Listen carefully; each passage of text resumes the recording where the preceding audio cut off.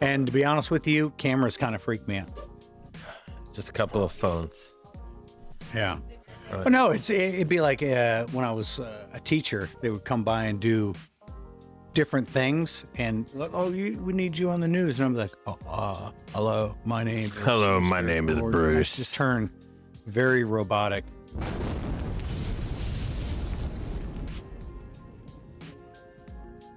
All right, hey everybody, I'm Dave. Bruce. And welcome to Shut Up and Love Your Neighbor. If you're not following us already on the gram, it's the Dave, and if you have comments, feedback, or complaints related to the podcast, you can hit us up at the Dave at shutupandloveyourneighbor.com. Let me go ahead and introduce my buddy here, Bruce. We've been doing this for a few years. We have been doing this for a few years. A few years. About 15 years. Yeah. Give or take. And our wives knew each other first. Yep. And then we came along. I guess you came along first. Yeah, then I came along. We live in the Northern Virginia area, but we met in Austin, Texas. That's where the love started. Yeah. And truth be told, I was not the extrovert that you see before you now. Really? That's true. And I remember you didn't show that. You didn't show it that time. Well, that's what libations. That's what, exactly. We'll do that for you. Exactly. We were there, Candy and I, before we had gotten married, and I remember saying to Candy after seeing you out on the dance floor with your wicked moves, like this guy. Weddings will bring out the dance machine for me. That's the only time you get to see it. I was like, dang, this guy, man, he's super cool. So we ended up. Go ahead and clip that. Right. That might be the first time anybody's ever said that. That's right. Let's go ahead and capture that and put it on loop. And so, yeah. Became friends, and we've sort of integrated our lives since then and navigated a variety of seasons. You have a beautiful wife, 3 beautiful children. And you have a beautiful wife. I do. And then there's you. and then there's me. I think we both upgraded. Right? That's true. That is 100% true. Our field. And so, yeah, we have navigated many seasons in life and many good times. I think actually of the good time we actually just had a few days ago. Yeah. We got to see Justin Willman. Yeah. He's, what would you say? Is he a magician? Is he a comedic magician? Is he a funny magician? Is he a comedian who does magic tricks? I would go with a magician of kids, because the comedy comes out from a lot of dad jokes, a lot of adult innuendos where, he obviously interviews kids and gets them involved in the magic show. But, when kids say the darndest things, very, very cliche. He's just very, very quick with his responses and appeals to the adults. Yeah. With some of his totally. Comments, so. I mean, I definitely picked up experience on some of the things that he said that I was like, all right, kids clearly are not going to understand that little joke. Over 2/3 of my kids had. Oldest is right at that age where she's starting to pick up on some of the things, wants some clarifying instructions to make sure that she's tracking where she thinks she's tracking. So, yeah, no, that was a good time. And, yeah. What was your favorite part of it? I mean, without spoiling. Yeah. Well, that's rough.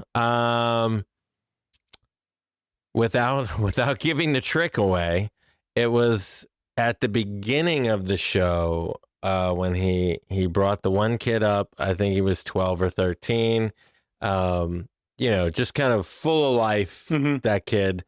And you could see it was just a thrill of a lifetime for him to be up on the stage. Absolutely. He was into it.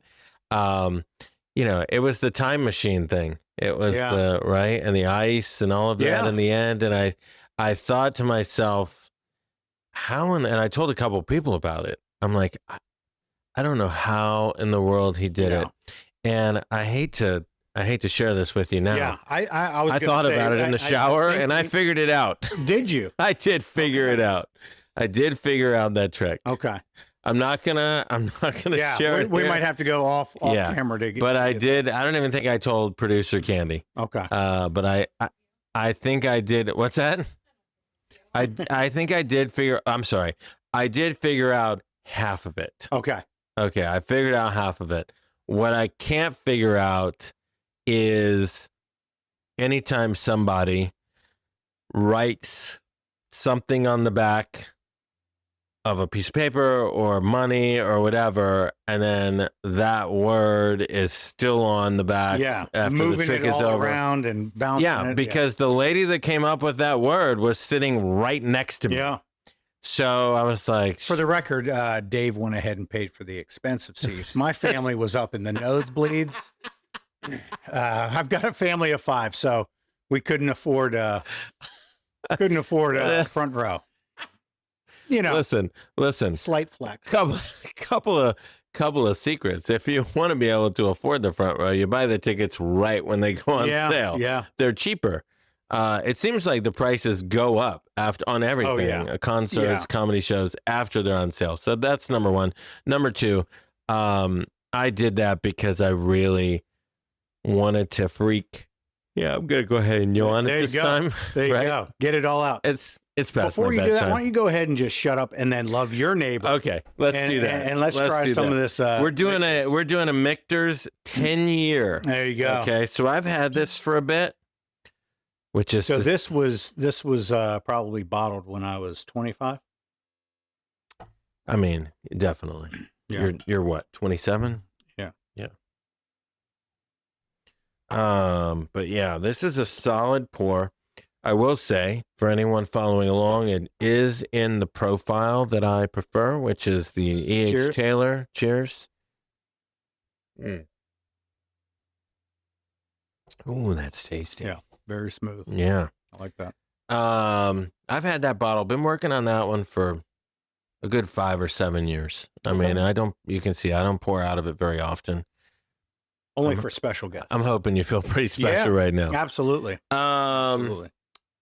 What was I talking about before I yawned? Justin Willman. Yeah, and writing Candy. the paper down. Oh, so freaking Candy out, making sure that she's front row. So here's the thing: Justin Willman, he's got a special on Netflix called Magic Lover. Mm-hmm. In fact, that's how your kids came about. Mm-hmm. Magic Lover was when we had them when you went to Ireland. Yeah. And we watched it together. But truth be told, Candy had tried to get me to watch that for a couple of months. And I was a bit of a fuddy-duddy. And I was like, that sounds lame. Yeah, that tracks for you. I don't want to watch that. It's always Candy trying to push and encourage the betterment of you. And for whatever reason, resistance. Yeah, resistance. Yeah, I mean... But in the end, after a couple of months, she had the opportunity to choose what we were watching that night, and I was cooking dinner, and she chose the special, right? And we sat down and watched it, and I loved it. Absolutely loved it, and proceeded to. I said to somebody the other day, we've since watched it 8 times, and she corrected me.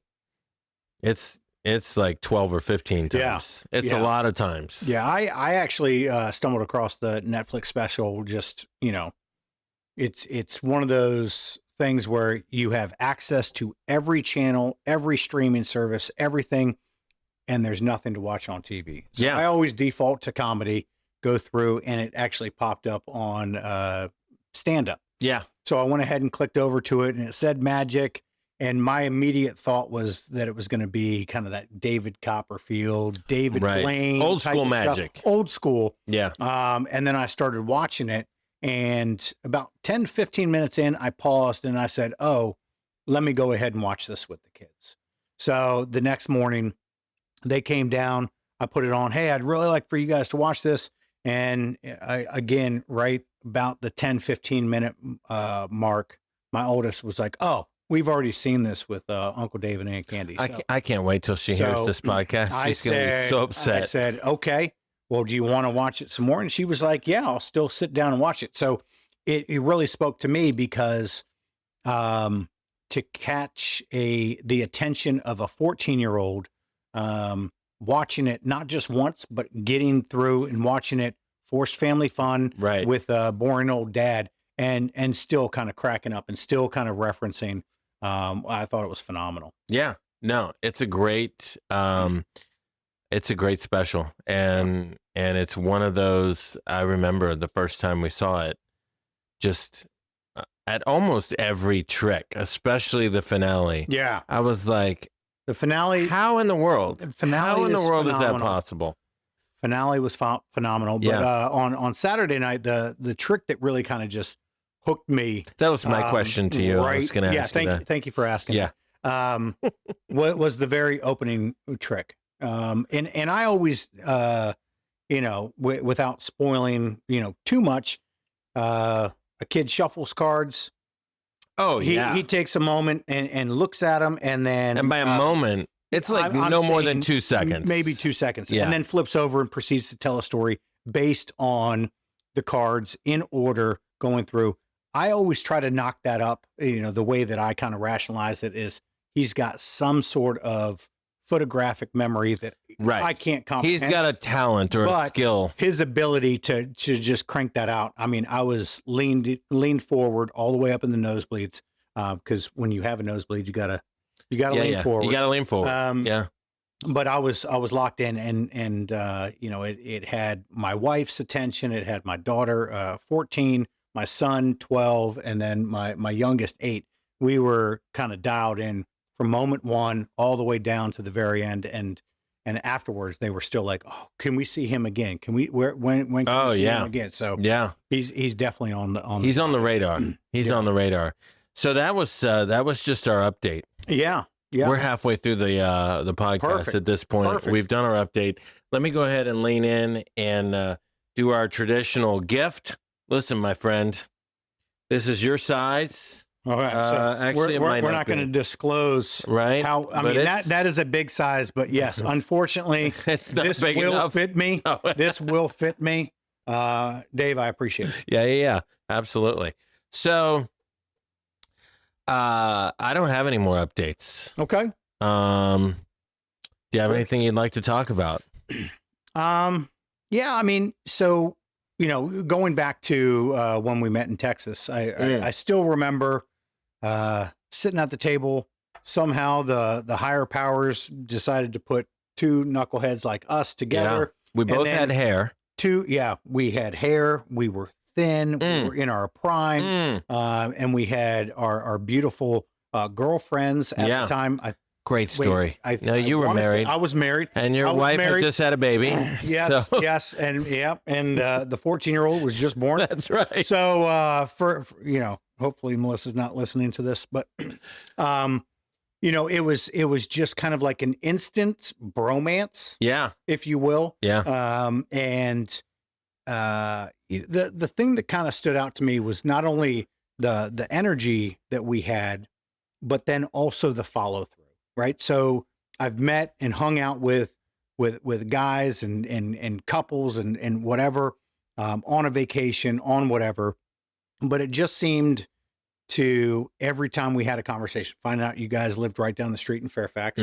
And then you guys invited us to a small group and we just kind of took forth from there, because leading up to that, my wife and I were talking about, we just had our daughter and we want to raise them in kind of like a Christian household, letting them know, that there is a purpose for who you are. And just kind of everything just kind of continued to mushroom out. So I've been a part of your guys' journey, been a part of kind of the ups and downs. You guys have been a part of our ups and downs.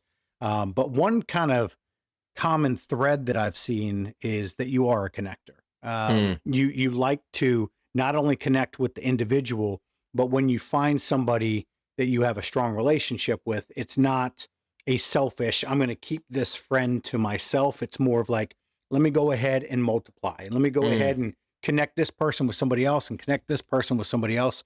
But then also through that, there have been certain things that you have also created. And I kind of see that as kind of like the culmination of that connectiveness, right? So you guys did the wine tour. You guys kind of started up a church, and now with this podcast. So my question is like, have you always been that type of connector, not just from an individual relationship, but like connecting each other? So go ahead and answer. Yeah, Say words. Yeah. Say words. I'll shut up and let you talk. Good question. I honestly, I don't know if I can remember. I want to say no. I think that's the right answer. Is no. And I think as I sort of was coming out of my 30s, so 15, 20 years ago, and going into my 40s, obviously that's also when I got married, when I met Candy, when I met you guys. But I think it was, the more in tune I got with sort of who I was and all of that, the more I connected with other people. And the more I connected with other people, the more I kind of realized like, oh, I'm connected with him and I'm connected with him. Why don't I just connect them? And I honestly, I think the fuel for that, to be honest with you, is it was a lacking, right? In other words, I had so many experiences of not having that, and so familiar with what it felt like not to have close connections or not to have close friends. I had tuned into, in my 30s, the fact that, wow, I was active duty for almost 12 years and I had no connections with anybody I was stationed with. And I think when I tuned into that, I sort of realized like, okay, that's an issue. So I was more intentional about it and like I said, trying to connect other people. And I think, when I would see qualities in someone, so for example, next week or next episode, our buddy John is going to be on here, and he's very similar in personality and passion to our friend Shannon, who was my best man when I got married. And so we tried for months to get them connected because Shannon lives in Colorado and John is here. Everybody will get to meet John, like I said, on the next episode. But finally, they connected. And it's funny, after they had a call, both of them texted me individually something to the effect of, oh, two kindred spirits. I can see why you connected us, and so on and so forth. Like, I just knew, with the encouragement and wisdom and love that I received over all the years from Shannon was very recognizable when I started building a friendship with John. Yeah. Very similar characteristics and so on and so forth. Like I said, and same passions and all of that. So it just made sense. So I think, and then once you do that once and you see it's exciting and it's joyful for people involved, then you're like, oh, that was cool. Let me do that again. So you just do it over and over again. Yeah. Yeah. Yeah. I mean, one thing that I've kind of tuned in on is, with society today. I was actually talking to my brother-in-law Friday night, actually. He's a college professor. And one thing that he was talking about was how when he walks through the cafeteria or at the library and sees a lot of the students sitting around, they're all kind of, it's not like the way it was when we were younger. I know it's easy and cliche to say that, but, our cafeteria, everyone's sitting with everybody. Right. Everyone's talking, everyone's sharing. But what he experienced was everyone was kind of sitting to themselves in their own little sub world, have their earbuds in and just kind of tuned off to the world. And then as he's having conversations with his students, they're talking about how lonely they are and about how disconnected they are. And, the thing that I always tell my kids is, when you're trying to seek happiness or when you're trying to find something that's going to benefit you, you can't do it just a 1-for-1 type of correlation. It's like, I can't do this thing to make me happy or find somebody to make me happy. What I have to do is pour into somebody in order to hopefully, you throw out enough fishing lines and eventually you're going to catch a fish. If you're lacking something and you're struggling with something, instead of dwelling on that, trying to push out and say, if you're feeling that way, there's a likelihood that other people are feeling that same way. Right. And going out and trying to make other people try to feel happy. If you're not feeling seen, how can you make sure that other people are being seen? And how can you make sure that other people are getting the experience that you're lacking? Because that puts, whether it's karma, whether it's God, whether it's whatever it is, coincidence, you put things out into the world and you're going to get those things back. So being able to connect other people seems like it's kind of not scratching that itch that you had when you didn't have that connection. Yeah. And I think actually you sort of uncover and highlight something else that I'm just getting more and more and more in tune with. And that is, you touched on your brother-in-law. So he's a professor at a university. Yeah. So we're talking class and libraries at a university level.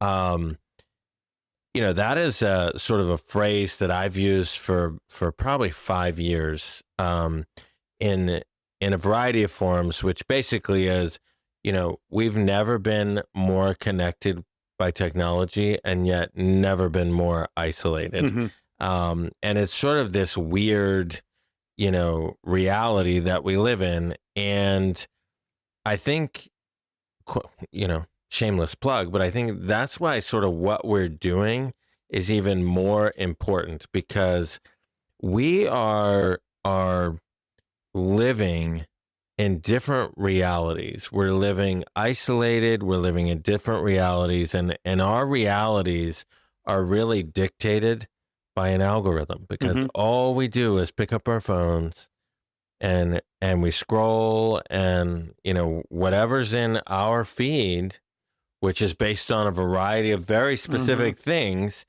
dictates the information that's going into our head. Yeah, please. It dictates how we feel, how we respond, right? Everything. It dictates so much. And I heard something recently. I forget who said this, but essentially it was something along the lines of, your one neighbor Google's, yoga pants. And so the algorithm says he's a liberal. And everything in his feed, shows as such. And the other neighbor Googles a pickup truck because he's looking for a new vehicle. But the algorithm says that guy's on the far right. And so his reality and his algorithm, right? And essentially you have two great people that are living in two different worlds and think that the other one is completely insane. Absolutely. For believing whatever they believe. And so I think that contributes to that isolation and that disconnectedness, and then probably another layer to it is fear, right? So you're disconnected, but because of sort of everything that you're taking in, you're also feeling fearful in the sense that maybe I won't be accepted for what I believe, right? Everybody is so angry and so divided and so vicious. I'm not going to share even what I believe. I'm not even going to say hello to you because I have no idea. You've got this very intimidating hat on your head. and I don't know, you might want to beat me up. Exactly. Right? You look pretty tough. And so I say nothing. Yeah. Well, and so, my background, I was an elementary school teacher for a while, and then I've transitioned over to corporate training. And one thing that kind of really stood out to me is, with any sort of training, any sort of development, they talk about the 70-20-10 model. Have you ever heard of that? Mm-mm. So 10% of any sort of thought, new idea, new approach to something, that's 10%. I've read a book, and this kind of opened my eyes to a different direction, a new way to think. 20% is finding somebody that does that new way, as like a social partner. Okay. Let's try assertiveness, for example. I want to be more assertive. I'm going to read a book on how to be more assertive. I'm going to watch videos how to be more assertive, and then I'm going to lean in on you as a friend to go into a certain situation, and you give me feedback. Okay. All right. But 70% of that behavioral change is actually doing it. And what I've realized is, with social media, with the scrolling of Instagram and all these little sound bites and all these things, it's really feeding that dopamine hit of new ideas. This is a new way to think. This is a different way to think. This aligns with the way that I think. But loving your neighbor and reaching out and having those conversations, building those connections, starts to lead into that 20% to say, hey, this is the way that I think. This is my thought as to how I want to move forward. Do you agree? Do you disagree? And then ultimately, it's going out and trying something. And the going out and trying something, that's where the fear sets in. It's like, what if I go ahead and say this? Well, let me go ahead and try this. What if I'm put in a box? What if I'm labeled? What if I'm made fun of? Whatever it is. And that fear keeps us away. So what we're doing is we're just feeding ourselves a whole bunch of dopamine in this 10%, but we're really not moving into any sort of action. Yeah. Yeah. I mean, and it's, I don't know. It's just strange. Yeah. Right now. So my question for you is, what would you recommend some small things moving into action that somebody could do if they're saying, hey, you know what? I'm drinking what you're selling. I agree with this whole, I want to build some sort of community, whether it's in my direct neighborhood or just at work, whatever. What are some things that an individual can do to really kind of take that next step? Yeah. I think so it's a scale, right? Take Candy and me, for example, right? We are polar opposites. My idea of engaging in the neighborhood is very different from hers. Yeah. Right?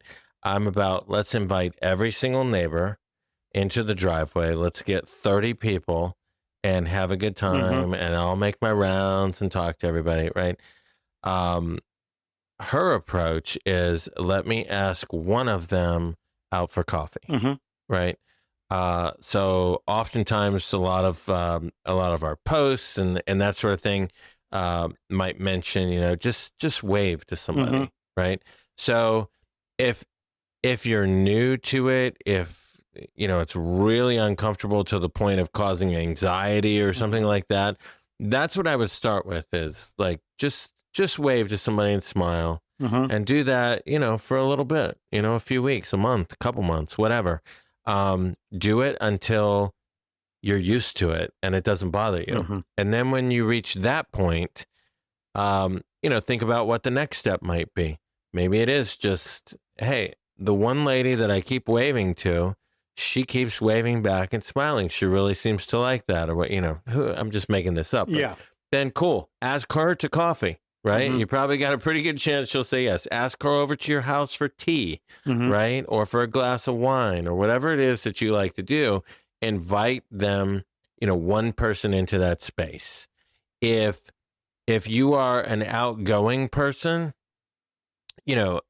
having a bunch of people over right in the neighborhood, getting together around food or a game. I know I do, and several people that I know have TVs in their garage, right? And you get the guys over and you just kind of pile in, that sort of thing.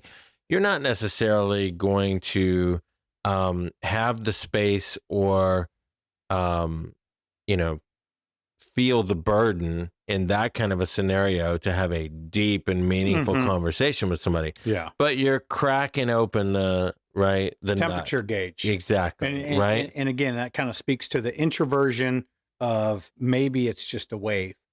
Extroversion is more like, let's get everybody over. Right. And kind of test the water. And see who wants connection. Because, being an extrovert or kind of leaning that way, one thing that I've noticed is when you invite those folks over, you can see the people who have been waiting for this moment to connect with somebody immediately. Right. They want to, just maximize. They're ready to latch on. Let me go ahead and, let's get matching tattoos and all that. Right. But then, from that wave, for that, introvert where it's like, let's wave and hey, now it goes to a good morning. Hey, how's your day? And things of that nature. Yeah, but you hit the nail on the head. And this is just a fact. Most people out there that are not connecting are desperate for connection. They're waiting for that opportunity. Yeah. They either don't know what to do or they're fearful because of the way our culture has currently evolved. They don't want to be rejected or ridiculed because they happen to have voted for so-and-so, or they happen to believe in abortion or against abortion, whatever it is. And so they isolate. And I think it's up to us, those who are sort of bought into the whole shut up and love your neighbor, ethos or philosophy, to love in a way that makes it clear, like, I don't really care what your position is on this issue or that issue. We're neighbors. We're on this planet, and the people in power currently, or the people that were in power, or the people that are going to be in power, they will all come and go, and that'll happen over and over and over again in our lives. But these relationships and these moments that present themselves to support somebody that comes, through your bubble, those are the opportunities that matter. Yeah. And so I'm curious, there was another question I wanted to ask you. I can't remember what it was, but, let me ask you this. So you lived in one location when we met you, and you had some friends, right? Would you say, based on what you now know community to be, would you say you had community in that location? Or deep community? So it's interesting, right? Because, I've lived in Northern Virginia my entire life, and I've moved to different locations around, and it's really kind of evolved based on how my life has evolved. So moving to Centerville, that's when we started our family, and that's when we started kind of having kids, and, we were in a smaller place, so kids need to be outside. Right. So we started connecting with small pockets of friends or my kids' friends. Started having those conversations there. As we moved out, then again, it's more of friends and friends. But the big thing that kind of stood out to me is how difficult it is. And I've kind of had this feeling and heard this sense, is how difficult it is to make friends as an adult. And growing up in Northern Virginia, it's a very transient area.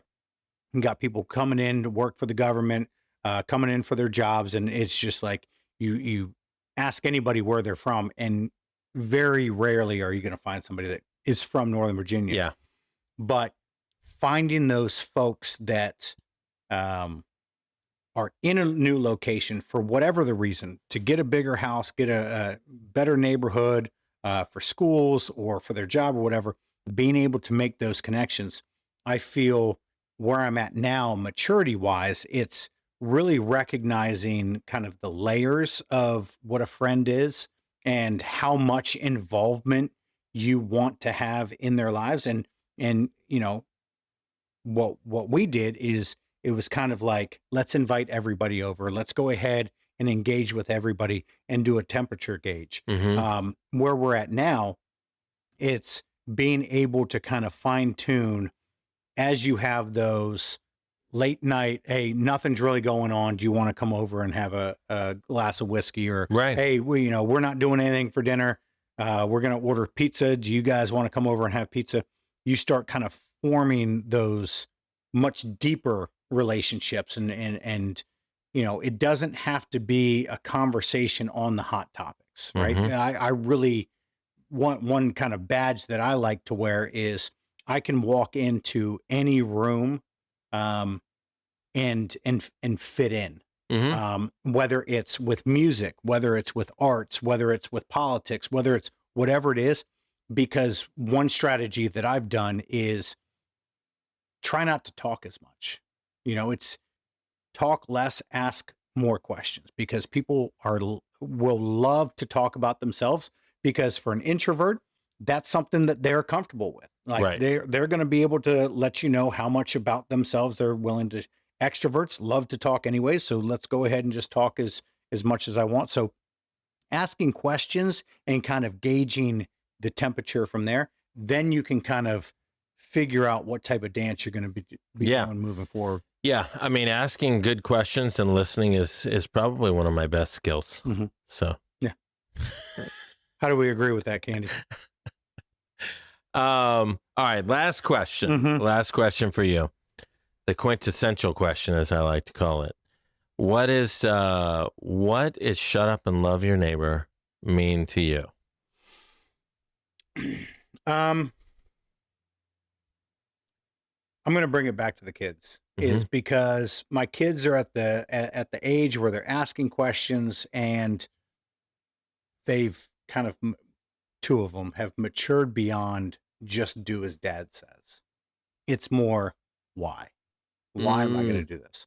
And the thing that really stands out to me, and they're my reality check, is because all of these messages that I have kind of instilled and values that I've instilled upon them about be a good person. Make sure that you, if there's a new kid in the class, make sure that you at least introduce yourself and have those certain things. As you move forward into the world, they're starting to check me.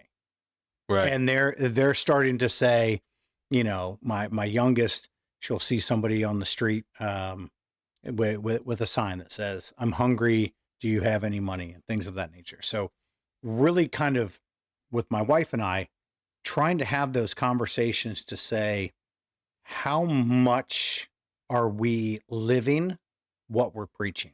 And it's having those conversations. And, you know, I hate to say this, but being jaded by the world, I do see some people on the streets and I'm like, this might be a hustle. Are they really, you know, because when I see them ride their bike and then get into a car and drive away, I'm kind of jaded from that. But I still want to make sure that my kids are moving forward with an understanding of what does it mean to be a good person. And it could be a simple act of kind of opening up the door, seeing a lady at the grocery store, putting her groceries away. She's got a kid. Let me go ahead and take the cart back to her. I recognize that, you know, me being a larger male, I'm not going to just approach and be like, oh, let me go ahead. Like I'm really conscious about that. I don't want to freak anybody out, but from a distance, hey, can I put your cart away? You know, just little acts. And I don't do it just because my kids are around, but I'm more intentional. And they're a nice kind of like angel on my shoulder that say, hey, you know, Dad, you got to be on your best behavior, because they don't want me to cut somebody off, or when somebody cuts me off, I let them know that they're number one. So I want to make sure that I am, because hey, if they cut me off, they are now first. Right. Right. I knew that's what you meant. I'm just trying to remind them. Yeah.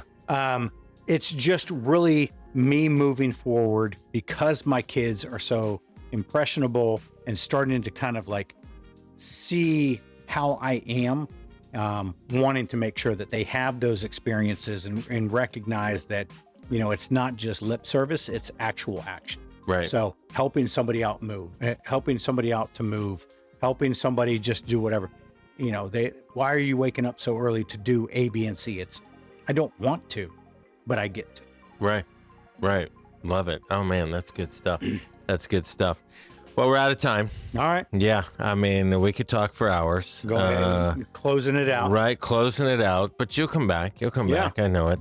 And until next time, we want everybody to do what? Shut up and love your neighbor. Yeah. Let's try that again. Shut up and love your neighbor. Cheers. Cheers.